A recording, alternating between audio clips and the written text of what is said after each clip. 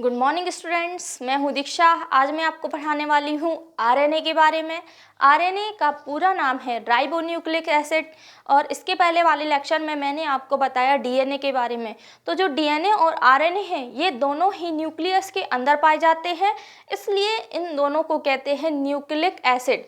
ये दोनों ही क्या है, न्यूक्लिक अम्ल हैं, और उसी के अंदर ये दोनों पाए जाते हैं। आरएनए का पूरा नाम है राइबोन्यूक्लिक एसिड। क्या नाम है? Ribonucleic acid. और जो आरएनए होता है वो राइबोज शर्करा का बना होता है। जैसे इसका फुल फॉर्म है वैसे ही इसकी शुगर है, यानी कि जो राइबो है उसी से मिलता जुलता है राइबोज। राइबोज शर्करा यानी कि शुगर पाई जाती है। ये जो आरएनए है वो एक पॉलीन्यूक्लियोटाइड चेन का बना होता है। पॉलीन्यूक्लियोटाइड होती है चेन, कितनी होती है लेकिन इसमें केवल एक पॉलीन्यूक्लियोटाइड श्रृंखला पाई जाती है, एक श्रृंखला का बना होता है। जैसे इसके पहले हमने डीएनए पढ़ा, डीएनए कितनी चेन का बना होता है? 2 चेन का बना होता है, लेकिन जो आरएनए है वो सिंगल चेन का बना होता है। आरएनए में क्या होता है, लेकिन कुछ आरएनए ऐसे होते हैं जो डबल चेन के बने होते हैं, 2 श्रृंखलाओं के बने होते हैं, जैसे कि वायरस। तो वायरस क्या है? अपवाद है, क्योंकि ये कितने का? 2 श्रृंखलाओं का बना होता है। इसमें आरएनए की कितनी श्रृंखलाएं होती हैं? 2 श्रृंखलाएं पाई जाती हैं। अब हम जैसे नॉर्मल आरएनए जो देखते हैं वो ऐसा दिखाई देता है जैसे कि डबल चेन का है, क्योंकि जो आरएनए की चेन होती है वो वापस घुमावदार संरचना बना लेती है और ऐसा प्रतीत होता है कि इसकी डबल श्रृंखलाएं होती हैं, लेकिन इसमें कितनी श्रृंखलाएं होती हैं? एक श्रृंखला होती है। जो आरएनए है वो कहाँ पाया जाता है? ये पाया जाता है केंद्रक में, कोशिका द्रव्य में और राइबोसोम में। इन 3 स्थानों पर राइबोसोम आरएनए हमें देखने को मिलता है।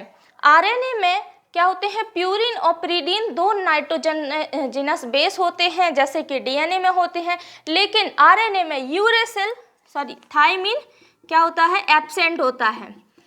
थाइमिन अनुपस्थित होता है और थाइमिन की जगह होता है यूरेसिल। क्या होता है? यूरेसिल। तो इसमें भी 2 नाइट्रोजनस बेस होते हैं। कौन कौन से? प्यूरिन और पिरिडीन। प्यूरिन और पिरिडीन। तो इसमें जो प्यूरिन होते हैं वो होते हैं एडेनिन और ग्वानिन। एडेनिन और ग्वानिन। एडेनिन को शो करते हैं ए से और ग्वानिन को शो करते हैं जी से। लेकिन इसमें पिरिडीन कौन से होते हैं? साइटोसिन और यूरेसिल, ये 2 पिरिडीन होते हैं। इसमें क्या पाया जाता है? थाइमिन के स्थान पर, थाइमिन जिसे टी से शो करते हैं, थाइमिन के स्थान पर क्या पाया जाता है? यूरेसिल। इसमें जो एडेनिन है वो हमेशा किससे बॉन्ड बनाता है? ग्वानिन से। और जो साइटोसिन है वो किससे बॉन्ड बनाता है? यूरेसिल से ट्रिपल बॉन्ड के द्वारा जुड़ा होता है। लेकिन इसमें एडेनिन, ग्वानिन और साइटोसिन, यूरेसिल, इनका जो अनुपात है वो एक समान नहीं होता है। जैसे कि डीएनए में हम देख सकते हैं कि जो उनका अनुपात होता है वो एक समान होता है, लेकिन इनमें इनका अनुपात कैसा होता है? एक समान नहीं होता है। क्लियर? अब हम देखेंगे जो आरएनए है उसके प्रकार। आरएनए क्रियाशीलता के आधार पर 2 प्रकार के होते हैं, जेनेटिक और नॉन जेनेटिक, यानी कि आनुवांशिक और आनुवांशिक। जो आनुवांशिक आरएनए होते हैं वो क्या होते हैं? एक पीढ़ी से दूसरी पीढ़ी में ट्रांसफर होते हैं, लेकिन आनुवांशिक यानी कि नॉन जेनेटिक आरएनए होते हैं वो एक पीढ़ी से दूसरी पीढ़ी तक नहीं जाते हैं। वो जिस सेल में रहते हैं उसी में ही अपना कार्य समाप्त करते हैं, लेकिन जो अगली पीढ़ी का सेल निर्मित होती है उसमें अलग से आरएनए का निर्माण होता है, उसका आनुवांशिक रूप से ट्रांसफर नहीं होता है। तो आनुवांशिक आरएनए और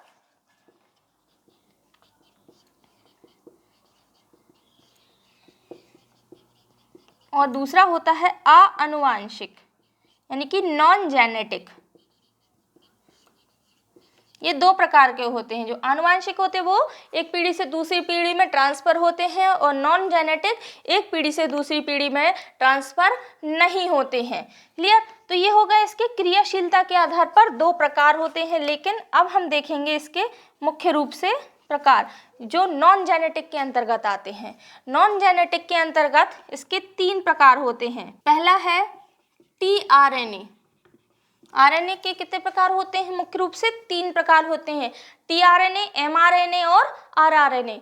टीआरएनए जिसका पूरा नाम है ट्रांसफर आरएनए, एमआरएनए जिसका पूरा नाम है मैसेंजर आरएनए और आरआरएनए जिसे हम कहते हैं राइबोसोमल आरएनए। तो पहला है टीआरएनए।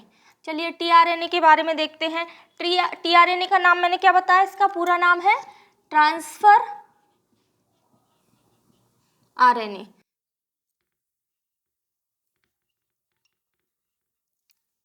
दूसरा आता है एमआरएनए और तीसरा है आरआरएनए। एमआरएनए जिसे हम कहते हैं मैसेंजर आरएनए। तो सबसे पहले हम मैसेंजर आरएनए देख लेते हैं। मैसेंजर आरएनए सबसे ज़्यादा पाया जाता है, इसका परसेंट किसके अंदर? न्यूक्लियस के अंदर।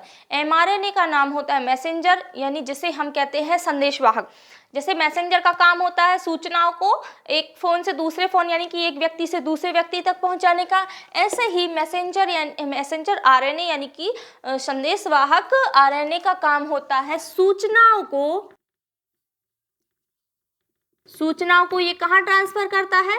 केंद्रक से कोशिका द्रव्य। कहाँ ट्रांसफर करता है? कोशिका द्रव्य। चूंकि कोशिका द्रव्य में होता है राइबोसोम, इसलिए ये क्या करता है? राइबोसोम तक सूचनाओं को पहुंचा देता है। तो और ये सर्वाधिक मात्रा में पाया जाने वाला आरएनए है। इसके बाद हम देखेंगे टीआरएनए यानी कि ट्रांसफर आरएनए। इसका कार्य है परिवहन का। ये काम करता है परिवहन यानी कि एक स्थान से दूसरे स्थान किसी भी चीज़ को ले जाता है। तो ये किसको ले जाता है? ये ले जाता है एमिनो एसिड को। किसको? एमिनो एसिड को। कहाँ ले जाता है? ये एमिनो एसिड को क्या करते हैं? राइबोसोम तक ले जाते हैं। राइबोसोम तक ढोकर ये ले जाते हैं और उस पर एमिनो एसिड को छोड़ देते हैं। अब एमिनो एसिड कहाँ आ गया? राइबोसोमल आरएनए तक आ गया। मतलब इसका नाम क्या है? राइबोसोमल आरएनए को क्या कहते हैं? Ribosomal RNA. अब एमिनो एसिड कहाँ आ गया? राइबोसोमल आरएनए तक। तो राइबोसोमल आरएनए क्या करेगा? एमिनो एसिड के द्वारा प्रोटीन का निर्माण करेगा। क्या करता है? यहाँ पर आ गया एमिनो एसिड और एमिनो एसिड की सहायता से ये क्या करता है? प्रोटीन का निर्माण करता है, यानी कि ये प्रोटीन के संश्लेषण में सहायक है। ये क्वेश्चन आता है कि प्रोटीन का संश्लेषण कौन सा आरएनए करता है? कौन सा करता है? आरएनए यानी कि राइबोसोमल आरएनए। तो प्रोटीन के संश्लेषण में सहायक होता है आरआरएनए और प्रोटीन का निर्माण कहाँ होता है? राइबोसोम के अंदर। कहाँ होता है? राइबोसोम एक प्रकार का कोशिकांग है जिसके अंदर प्रोटीन का निर्माण होता है। इसलिए राइबोसोम को क्या कहा जाता है? प्रोटीन की फैक्ट्री। ये इंपॉर्टेंट क्वेश्चन है, इसको बहुत अच्छे से टिक कर लेना। प्रोटीन की फैक्ट्री या प्रोटीन का रसोई घर किसे कहते हैं? राइबोसोम को कहते हैं। और जो प्रोटीन को बनाने के लिए, आरएनए को बनाने के लिए 20 एमिनो एसिड की आवश्यकता होती है। तो 20 एमिनो एसिड जो हैं वो इसका निर्माण करते हैं, जिसमें से जो 10 एमिनो एसिड हैं वो हमारे शरीर में पहले से उपस्थित होते हैं, इसलिए इन्हें हम कहते हैं अनावश्यक एमिनो एसिड। क्या कहते हैं? अनावश्यक एमिनो एसिड कहते हैं। और बाकी बचे 10 एमिनो एसिड जिनको हम कहाँ से प्राप्त करते हैं? भोजन के द्वारा प्राप्त करते हैं, इसलिए इनको क्या कहते हैं? आवश्यक एमिनो एसिड। क्योंकि ये हमारे शरीर को क्या होते हैं? आवश्यक होते हैं, जिसके द्वारा ही प्रोटीन का निर्माण होता है। तो ये इनको हम कहाँ से प्राप्त करते हैं? भोजन के द्वारा। भोजन में कई ऐसे प्रकार के अमीनो एसिड होते हैं जो हमारे शरीर में के लिए आवश्यक होते हैं, जिन्हें हम भोजन के थ्रू एनर्जी के रूप में प्राप्त कर लेते हैं। और यही जो प्रोटीन है कभी आवश्यकता पड़ने पर टूटकर हमें एनर्जी भी प्रदान करती है। तो ये हो गए कौन कौन से प्रकार? टीआरएनए, एमआरएनए और आरएनए। ये 3 प्रकार आरएनए के होते हैं। जो आरएनए होता है वो डीएनए की अपेक्षा छोटा होता है। कैसा होता है? छोटा। डीएनए यानी कि आरएनए से कैसा होता है? बड़ा होता है। आरएनए का आकार और अणुभार दोनों ही कैसे होते हैं? डीएनए से छोटे होते हैं, या यूं कहें कि डीएनए का अणुभार और आकार आरएनए से बड़ा होता है। तो ये पॉइंट भी आप याद रखना, डीएनए से कम होता है। आरएनए कितनी लेयर का होता है? सिंगल लेयर का होता है। लेकिन वायरस में ये कैसा होता है? डबल लेयर का होता है। जो वायरस का आरएनए है वो जेनेटिक होता है, यानी कि एक पीढ़ी से दूसरी पीढ़ी में ट्रांसफर होता है। इसके बाद हम देखेंगे डीएनए आरएनए में अंतर। चलिए देखते हैं डीएनए और आरएनए में अंतर। डीएनए और आरएनए में पहला अंतर है इसका फुल फॉर्म, यानी कि डीएनए का पूरा नाम क्या है? Deoxy ribo nucleic acid. मैं बहुत इजी करके बता रही हूँ आपको डिफरेंस, क्योंकि ये क्वेश्चन बहुत इंपॉर्टेंट है और एग्जाम में आता है। Ribo nucleic acid. डीएनए का पूरा नाम क्या है? Deoxy ribo nucleic acid. और आरएनए का पूरा नाम क्या है? Ribo nucleic acid.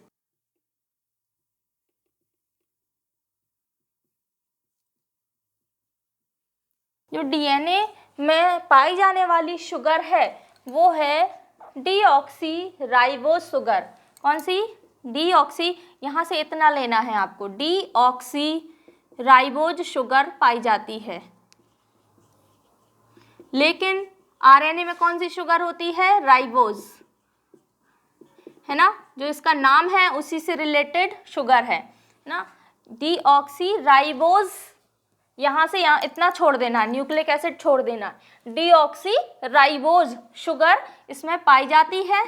और इसमें कौन सी शुगर होती है? राइबोज शुगर होती है। जो डीएनए है वो कहाँ पाया जाता है? ये पाया जाता है गुणसूत्र में, केंद्रक के अंदर। कहाँ पर? क्रोमेटिन जालिका के रूप में। केंद्रक के अंदर गुणसूत्र में पाया जाता है ये। और किस रूप में होता है ये? क्रोमेटिन जालिका के रूप में ये पाया जाता है। क्रोमेटिन नेट के रूप में डीएनए मिलता है। लेकिन जो आरएनए है वो कहाँ मिलता है? ये मिलता है कोशिका द्रव्य में। अभी इसके पहले ही मैंने आपको आरएनए के बारे में बताया। अगर आप डीएनए और आरएनए की जो संरचना है उसको अच्छे से पढ़ लेंगे तो अंतर आराम से बन जाएंगे। डीऑक्सी राइबोज शर्करा पाई जाती है। अब हमने देखा था कि जो डीएनए है वो 2 चेन के द्वारा बना होता है। इसका निर्माण कितनी चेन के द्वारा होता है? यह 2 श्रृंखलाओं से मिलकर बना होता है। जो श्रृंखलाएं होती हैं वो पॉलीन्यूक्लियोटाइड श्रृंखलाएं होती हैं। 2 श्रृंखलाओं से मिलकर बना होता है और ये केवल एक ही श्रृंखला का बना होता है। एक श्रृंखला का बना होता है। इसको 2 को दोहरी भी लिख सकते हैं, एक ही दोहरी श्रृंखलाओं से मिलकर बना होता है। और जो श्रृंखलाएं होती हैं वो कैसी होती हैं? पॉलीन्यूक्लियोटाइड होती हैं ना। और ये भी कैसी होती है? एक न्यूक्लियोटाइड श्रृंखला का बना होता है। प्यूरिन और पिरिडीन तो दोनों में होते हैं, लेकिन उसमें कुछ चेंजेस होता है। जो डीएनए है उसमें थाइमिन होता है और आरएनए में पाया जाता है यूरेसिल। इसमें क्या होती हैं? प्यूरिन और पिरिडीन पाए जाते हैं, लेकिन उनका अनुपात एक समान नहीं होता है। प्यूरिन और पिरिडीन का अनुपात इसमें एक समान होता है और आरएनए में एक समान नहीं होता है। अभी मैंने बताया था कि A/G और C/T का अनुपात 1 इसमें नहीं होता है, और इसमें क्या होता है? अनुपात 1 बराबर होता है। A/G बराबर C/T बराबर 1:1। ठीक है, तो ये इसमें होता है और इसमें नहीं होता है। अब हम देखते हैं कि इसमें क्या क्या पाया जाता है। इसमें होता है एडेनिन, ग्वानिन, साइटोसिन और थाइमिन। क्या क्या होता है? एडेनिन, ग्वानिन, AGCT इसमें होते हैं। कौन कौन से? AGCT, एडेनिन, ग्वानिन, साइटोसिन और थाइमिन। लेकिन इसमें एक बदलाव होता है। एडेनिन, ग्वानिन, साइटोसिन तो वही होते हैं, लेकिन थाइमिन नहीं होता। थाइमिन की जगह क्या आ जाता है? मैंने क्या बताया था अभी? थाइमिन की जगह यूरेसिल आ जाता है और इसमें थाइमिन एब्सेंट होता है। एडेनिन, ग्वानिन, साइटोसिन और यूरेसिल। यूरेसिल जिसको यू के द्वारा शो करते हैं, AGCU। इसमें क्या क्या होते हैं? AGCU और इसमें होते AGCT पाए जाते हैं। तो ये क्या है? एडेनिन जिसे ए से शो करते हैं, ग्वानिन जिसे G से शो करते हैं और साइटोसिन को C से शो करते हैं, थाइमिन को T से। AGCT अगर आपको पूरा नाम नहीं हो रहा तो पहले आप सिंबल से याद करें और उसका फिर फुल फॉर्म याद करेंगे। इसमें होता है AGCT और इसमें क्या होता है? AGCU होता है। तो ये हो गए DNA और RNA में अंतर। इसके अलावा और भी बहुत सारे अंतर हैं, लेकिन मैं आपको बहुत इजी करके बता रही हूँ और बहुत छांट के मैंने अंतर निकाले हुए ताकि आपको याद करने में कोई भी कठिनाई ना हो, है ना। ये जो DNA है ये क्या है? आनुवांशिक पदार्थ के रूप में होता है, क्योंकि ये एक पीढ़ी से दूसरी पीढ़ी जाता है। सभी का DNA जो है, सभी जंतुओं का DNA कैसा होता है? आनुवांशिक होता है। लेकिन RNA कैसा है? आनुवांशिक नहीं होता है। केवल वायरस का जो RNA है वो आनुवांशिक होता है। RNA कैसा होता है? आनुवांशिक नहीं होता। लेकिन जो वायरस का RNA है वो कैसा होता है? आनुवांशिक होता है और ये डबल चेन का होता है। लेकिन पूरे जितने RNA है, जिसका भी जेनेटिक मटेरियल RNA होता है वो सिंगल स्ट्रैंड का होता है और उसमें भी DNA के समान 3 एंड और 5 एंड पाए जाते हैं। तो ये रहे आपके बहुत इजी DNA और RNA में अंतर। ये क्वेश्चन मोस्ट इम्पॉर्टेंट क्वेश्चन है। आप इस वीडियो को ज़रूर देखें और इसको लेके आप नोट्स बनाएं और जो भी आपको प्रॉब्लम हो वो आप टेलीग्राम लिंक पे भी जाके पूछ सकते हैं या फिर कमेंट बॉक्स में भी जाके पूछ सकते हैं। इसके अलावा मैं आपको कमेंट बॉक्स में क्वेश्चन दूंगी, उसके आंसर भी आपको देना है। तो स्टूडेंट्स, आज का लेक्चर यहीं समाप्त होता है। उम्मीद है आपको पसंद आया होगा। मैंने बहुत इजी लैंग्वेज में आपको अंतर बताया है। आप इसके नोट्स बनाइए। आपको जो भी प्रॉब्लम हो वो आप कमेंट बॉक्स में जाके पूछ सकते हैं। Thank you. Thanks for watching the video. कृपया वीडियो को लाइक, शेयर एंड सब्सक्राइब कीजिए। अगला लेक्चर जल्द ही लेके आएंगे। तब तक नोट्स बनाइए, रिवीजन कीजिए और अच्छे से पढ़ते रहिए। Thank you.